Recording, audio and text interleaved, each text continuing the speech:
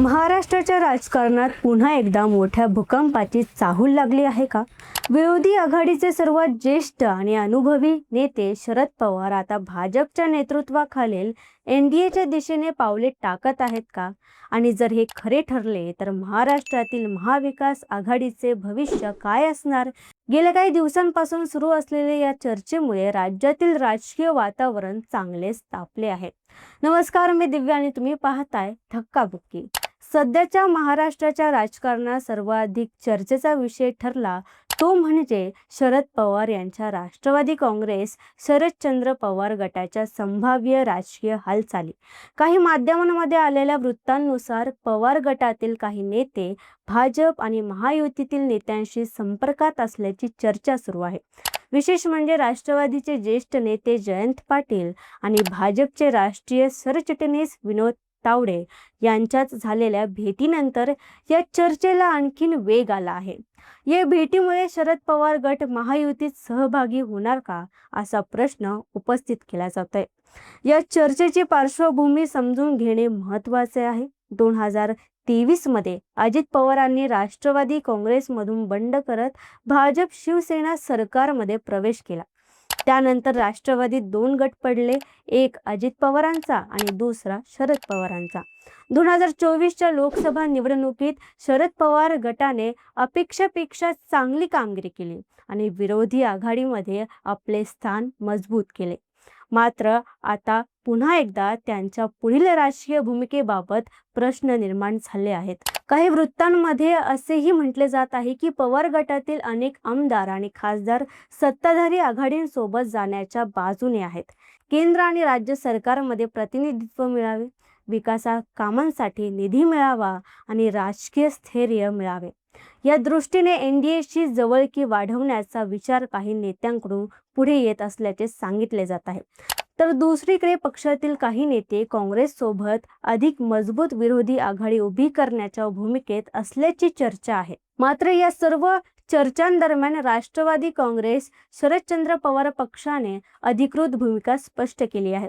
पक्षाने प्रदेश अध्यक्ष शशिकांत शिंदे यांनी काँग्रेसमध्ये विलीन होण्याच्या किंवा एनडीए मध्ये जाण्याच्या चर्चांना फेटाळून लावत पक्ष स्वतंत्रपणे काम करत असल्याचे सांगितले. त्यांनी या अफवा विरोधकांना अस्थिर करण्यासाठी पसरवलेला जात असलेला आरोपही केला आहे. त्यामुळे एकीकडे राजकीय चर्चा रंगल्या असताना दुसरीकडे पक्ष नेतृत्वाकडून या चर्चांचे खंडन करण्यात येत आहे. दरम्यान शिरूरचे खासदार अमोल कोल्हे यांच्या वक्तव्यानेही या चर्चेला वेगळेच वळण मिळाले. महायुतीकडून प्रस्ताव आला तर विचार करू असे त्यांनी म्हटल्याचे वृत्त आले आणि लगेचच पक्षांतराच्या चर्चा सुरू झाल्या. नंतर कोल्हेंनी स्पष्टीकरण देत आपले वक्तव्य चुकीच्या संदर्भात घेतले गेल्याचे सांगितले आणि आपण शरद पवारांसोबतच असल्याचे स्पष्ट केले. या सगळ्यात सर्वात महत्त्वाचा प्रश्न आहे, शरद पवार स्वतः काय विचार करत आहेत?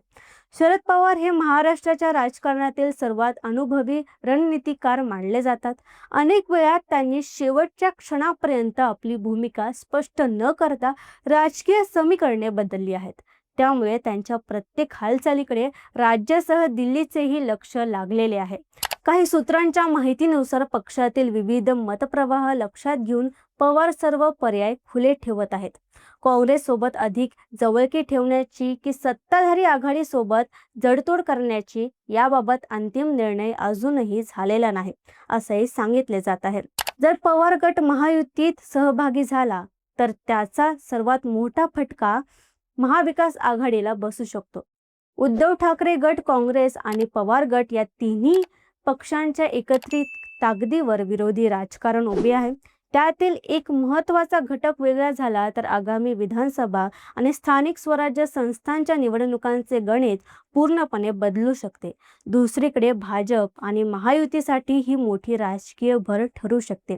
परंतु या चर्चेकडे सावधपणे पाहण्याचीही गरज आहे, कारण आतापर्यंत शरद पवार किंवा त्यांच्या पक्षाने एनडीए मध्ये जाण्याचा कोणताही अधिकृत निर्णय जाहीर केला नाही. अनेकदा राजकारणात दबाव वाढवण्यासाठी, जागा वाटपात फायदा मिळवण्यासाठी किंवा कार्यकर्त्यांची प्रतिक्रिया जाणून घेण्यासाठी अशा चर्चा पुढे येत असतात. त्यामुळे सध्याच्या घडीला या बातम्या आणि चर्चांना अधिकृत निर्णय मानणे योग्य ठरणार नाही. एक गोष्ट मात्र नक्की, महाराष्ट्रातील राजकारण पुन्हा एकदा निर्णायक टप्प्यावर येऊन ठेपले आहे.